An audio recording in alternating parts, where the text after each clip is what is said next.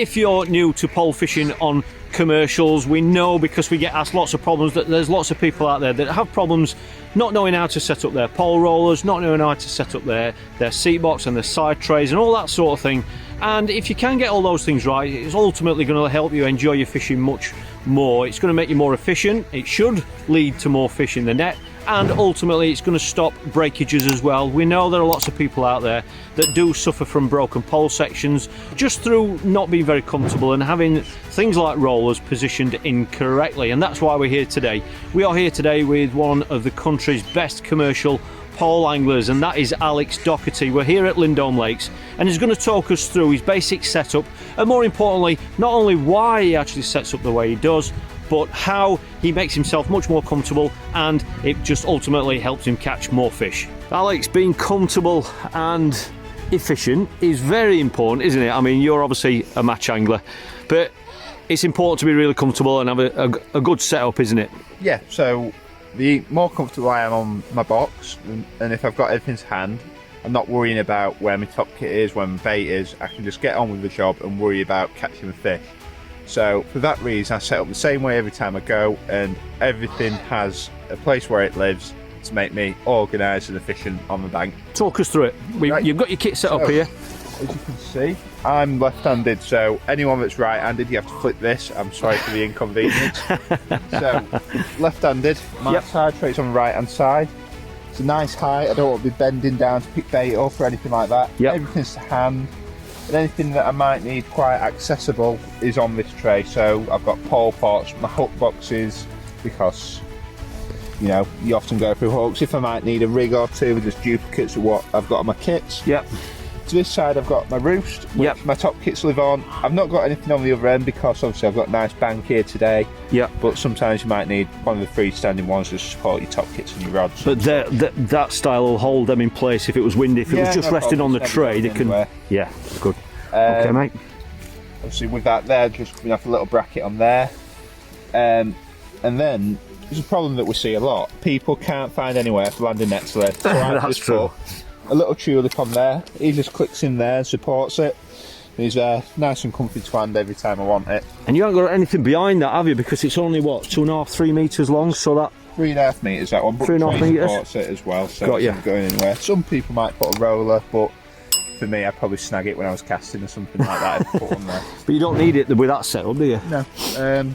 Then behind us, as you can see here, we've got stacks. If I have a meltdown and somehow trash all them rigs on a tray. Yep. I've got my stacks, I've got spare bait boxes. Yep.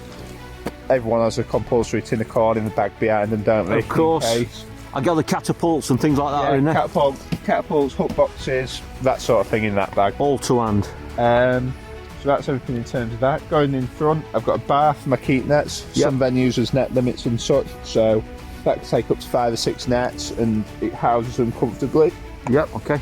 Front legs pole sock, if I'm double shipping or breaking down twice, anything like that, I can store my sections in there. Yep. I don't have it too high because I don't want to be catching it as I'm shipping in and out. Okay. And then in terms of the poles, the last thing I have a little roost on there. You can hold some spare sections, you know, I might need to creep out further in the day and things like that, so they live in there. But now, arguably, the most important part of pole fishing is how you set your rollers up. So as you can see, we've got them a nice height. We're not bending down for the pole. We're not going to end up with a bad back or anything like that. With this setup, you're not even using that sock there, are you? Is that because you've got these set right? We're positioned correctly in the correct height, so the pole's not going to slide. So then I don't have to worry about the sock. Maybe if it's a windy, nasty, horrible day, you can put them both in and put it into a sock. So in terms of spacing them, this applies to whatever length of pole you're fishing. Up to 9 metres, I just use one roller. Any further than that, always use 2. You're not risking breaking your expensive sections. And then in terms of your spacing, it's the first one is 1/3 of the length of the pole, and the second one's 2/3 of the length of the pole. And right, okay, that's good. That applies whether you're fishing 13, 14, 16 metres plus. And that way you're evenly distributing the weight of your pole, and you're never going to get bounce off the roller. You know, we've all had it occasionally where we've spilled bait and things. Yeah. It just avoids any of that and keeps you nice and smooth. And this style roller gives you the option of having... Yeah, you can break down twice and that sort of thing. One thing we didn't touch on is the height. So, as you can see, The height is just as important, isn't it? That there, it's at a nice height. I can come off the rollers, and then my legs become the next supporting point of the pole. Got you. So your legs are the same height, would you say, or slightly less? Lower. Slightly lower than the height of the roller. So as you see, he just comes straight off and he's on my knees. And that'll help stop it bouncing about and Yeah, got you. Not, you know, you see so many people shipping like this, it just looks uncomfortable. Yep. Get yourself nice and comfortable, nice and efficient, and it helps you put more fish in your net at the end of the day.